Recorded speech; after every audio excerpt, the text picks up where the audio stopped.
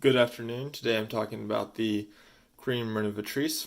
It's a sold as an edge dressing by the Hanger Project to make the edges of your shoes nice and black. But essentially, what it is a resin-based recolorant, and it can be used for an awful lot of things.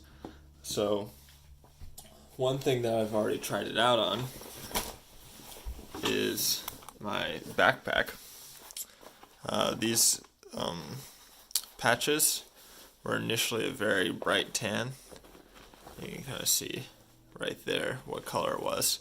And I wanted my backpack to be solid black, so that way it would meet military regulations. I've also used a fair bit of this brown so far. I actually recolored a couch with this wherever I had a stain on the couch, because this stuff is really great for patching a hole in pleather. So, for example, this desktop isn't a real leather product, and as such it'll get little nicks and scratches. And if you simply put some of this in there, and then you rub it off pretty vigorously. Let's go ahead.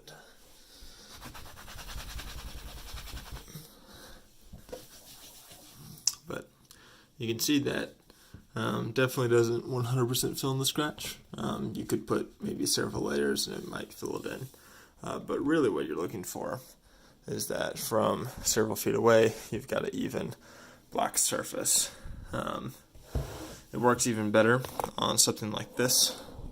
You can see that I've got a streak right here, and simply rubbing this across it. As you rub, you'll notice that little specks rub off because it's a resin.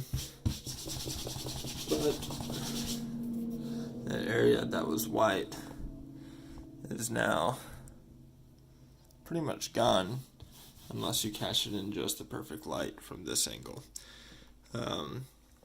So that's pretty nice.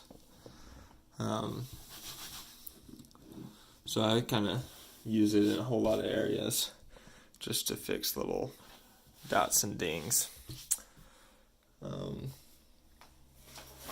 And also, so I haven't really tried this yet, but on my backpack I do have one more area that I haven't dyed black. Doesn't really matter, it's not enough against the regulations that anyone will call me on it. However, I'm betting that if I rub this stuff quickly enough, it'll simply dye the material without getting too thick or gummy.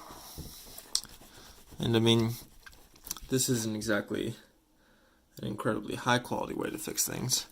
However, it does work pretty darn well, and it usually ends up looking better than it did before. So I've also used this on some watch straps that were a lower grade of leather, probably just whatever lowest grade of genuine leather you could find. And so you get tears and cracks, and this stuff will fill it in well enough to where if it was a large object like the toe of a shoe, you'd be able to see the defect. But simply because it's a small little strap and you generally never look at it from more than a couple feet away, I find that this stuff is really good for that 2 foot distance. So let's put a little bit more of this.